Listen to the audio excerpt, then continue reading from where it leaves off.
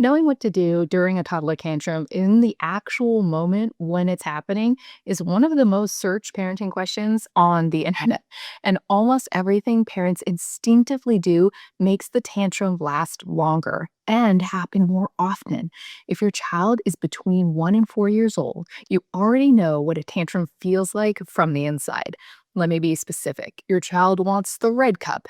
You give them the blue one, and within seconds, there is screaming, the kind that rattles your chest and stops every thought in your head. You feel it immediately, a hot surge of frustration, your jaw tightening, that specific helplessness of trying to calm someone down who cannot be calmed down. You explain, you validate, you negotiate, you get firmer. The tantrum gets worse. And afterwards, you replay it, wondering what you should have done differently. Now, here's what I want you to understand before we go any further. You weren't doing it wrong because you didn't care enough. You were doing it wrong because everything you were doing made complete sense. And every one of those instincts was feeding what I call the escalation loop. I'm going to show you exactly what the escalation loop looks like, why every natural parenting response keeps it running, and the three-step approach that breaks it. First, let me name what most parents do during a toddler tantrum. Tell me if this sounds uncomfortably familiar. Explaining and reasoning. Sweetheart, we use the blue cup because the red one is in the dishwasher. Do you understand? The red cup is being cleaned. We will use the red cup tomorrow. Can you use your words? You keep going because it feels like the right thing to do. Like if you just find the right words, they'll hear you. But your child is not processing this at all. Another option is validating and coaching during the peak. I can see you're really upset. It's okay to feel angry. Can you take a deep breath? Let's take a deep breath together. In through your nose. The intention is good. The timing is the problem. The tools are right. The window is wrong. Or negotiating. If you stop crying right now, we can have a special snack. Or the moment of capitulation. Okay, here's the red cup. And the tantrum stops instantly. And your brain logs it. That worked. Do this again. Or maybe you get firmer. Your voice drops, you lean in. That is enough. We don't scream in this house. And your child, who was already dysregulated, receives a new wave of dysregulation, yours. The tantrum gets louder. Every one of these responses is a natural, understandable, caring thing to do. Every single one of them keeps the escalation loop running. Now, if you've cycled through all four of these in a single tantrum, you're not alone and you're not failing. You're doing exactly what you were taught. Here's why it keeps not working. Here's the piece of developmental science that changes everything. During peak emotional flooding, that window when a toddler is in full tantrum, the prefrontal cortex, the brain region responsible for reasoning, language, and self-control, is significantly impaired. Research shows that even mild acute stress causes a rapid and dramatic loss of prefrontal cognitive function. Now, in a toddler whose prefrontal cortex is still decades from full maturity, that impairment is even more pronounced, which means explaining doesn't work. Not because you're using the wrong words, but because the words aren't landing anywhere. Validating and coaching has the same problems. The breathing exercises, the I see you're upset, those are powerful tools in the right window. During peak flooding, they add stimulation to a nervous system that is already completely overwhelmed. Negotiating works immediately, and that's the problem. When you give in or offer a reward to stop a tantrum, you've taught your child that escalating gets results.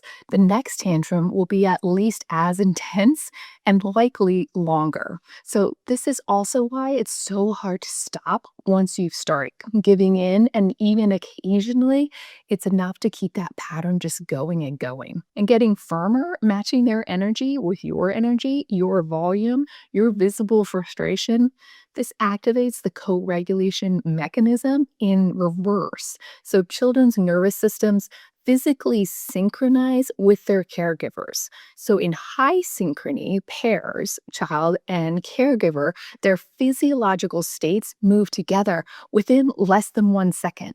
When you escalate, your child's dysregulated nervous system doesn't de escalate in response, it follows you further into dysregulation. It's like pouring water onto a grease fire. Every instinct will tell you to put water on the fire to put out the fire, but a grease fire actually gets bigger when you add water.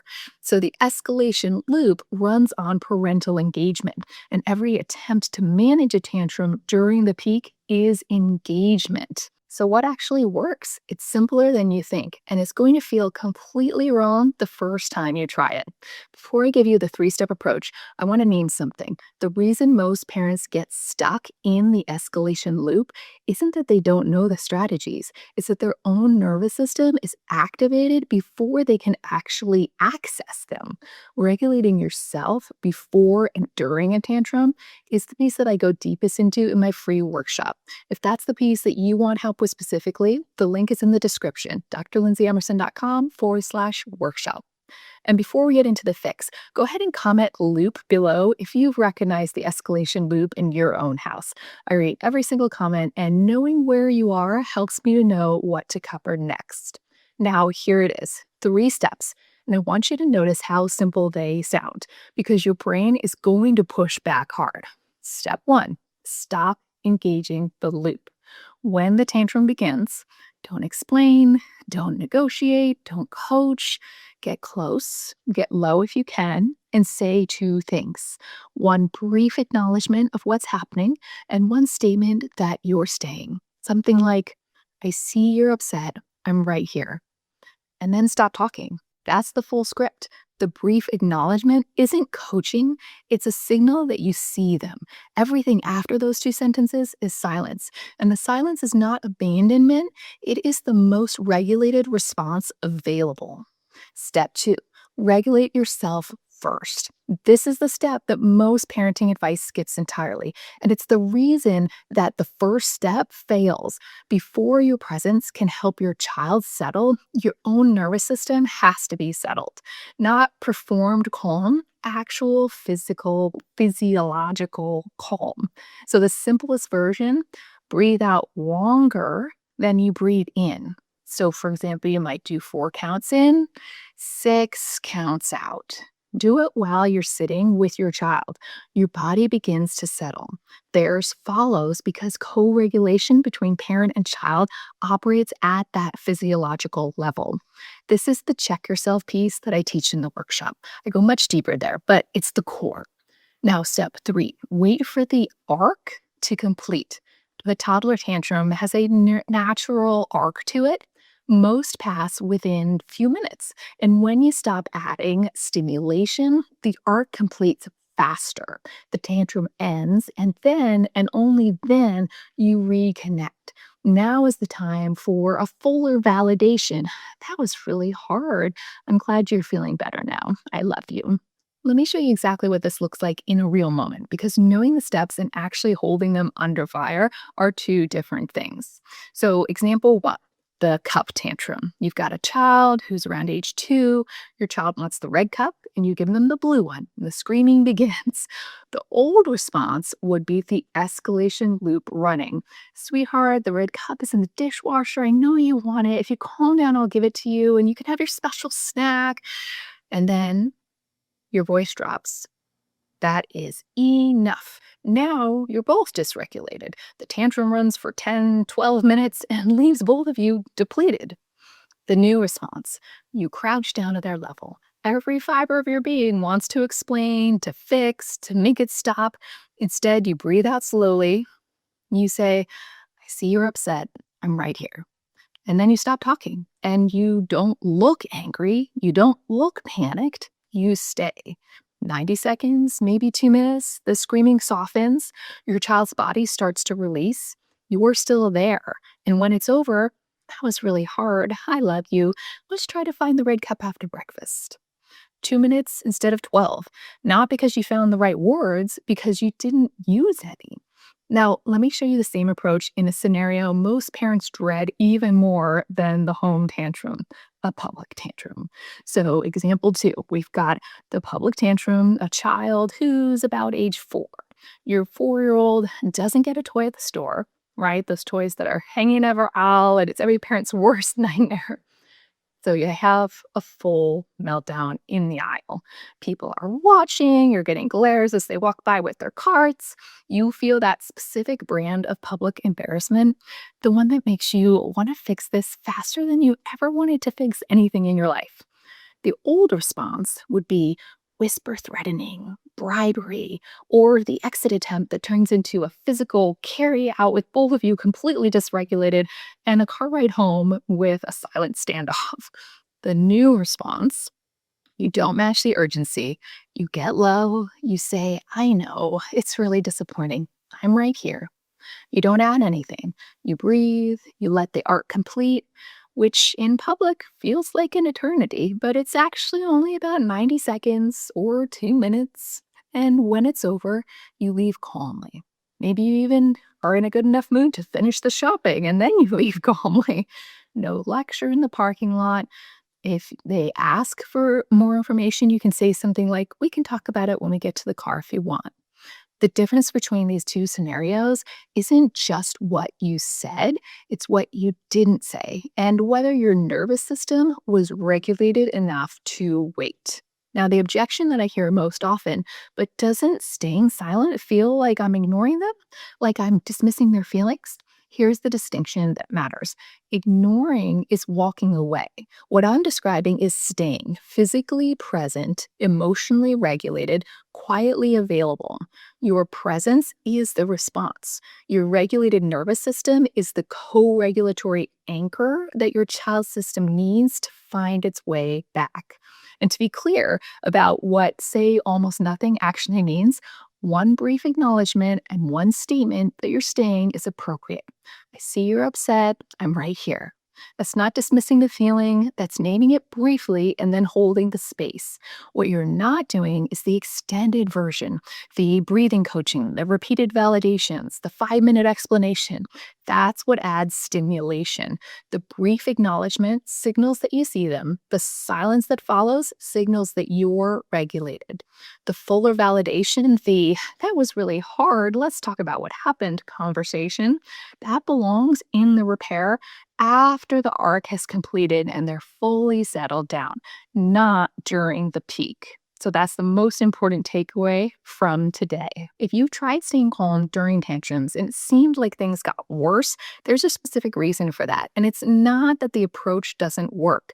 When you stop engaging the escalation loop, you will almost certainly encounter an extinction burst first. This is a well known behavioral pattern. And when a behavior that has been reinforced stops getting a response, it temporarily intensifies before it resolves. Tantrums make it louder or longer for a few days. This is not a sign that the approach isn't working. It's a sign that it is working. Your child's nervous system is kind of recalibrating to the new pattern. So in days 1 through 5, you might see the tantrums intensify a little bit. Hold your approach. Your regulated presence is going to work even when it doesn't feel like it at first. If you break and engage the loop, the extinction burst resets. Days 5 through 7, duration of the tantrum will begin to shorten. So the peak intensity, that'll also resolve faster. And you'll notice that you're not counting the minutes the way that you were in week 1. In weeks 2 to 3, the frequency decreases and something else shifts that parents often notice before they even have the words to describe it. Your child starts moving towards you when they're upset rather than escalating away from you. That's the relationship changing. So 3 weeks from now, it's an ordinary Tuesday, something goes wrong, the wrong cup, the wrong snack, the wrong whatever. It will always happen. But this time, you don't feel that immediate spike of dread. You recognize the beginning of the arc, you get close, you take one slow breath out, you say, I'm right here, and you wait. And 2 minutes later, maybe less, you watch your child find their way back. Not because you fixed it, because you didn't interfere with it, because your nervous system stayed regulated long long enough for theirs to then follow.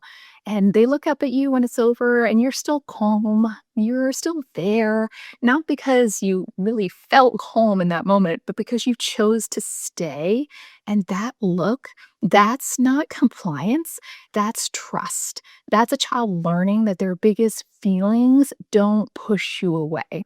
And that is what handling toddler tantrums with this approach actually builds. Not just fewer meltdowns, a child who turns towards you when things get hard.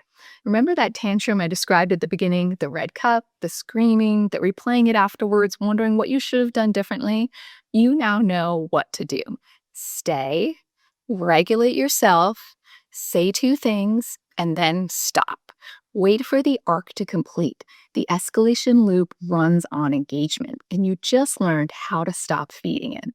If you want to go deeper on the check yourself piece, specifically how to regulate your own nervous system before and during these high demand moments that your toddler creates, my free workshop walks you through the complete framework.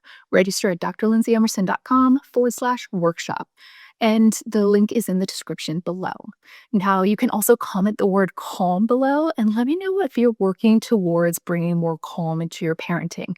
I love reading your comments and knowing what you're working on with your family. And if today's video made you think about discipline, specifically whether it's too early to start setting limits with your toddler, my next video answers that directly. It's called Toddler Discipline: Why Limits Must Start by Age 1. Because a regulated presence, the one that you're working on building right now, it's what actually makes limits land. Check it out next.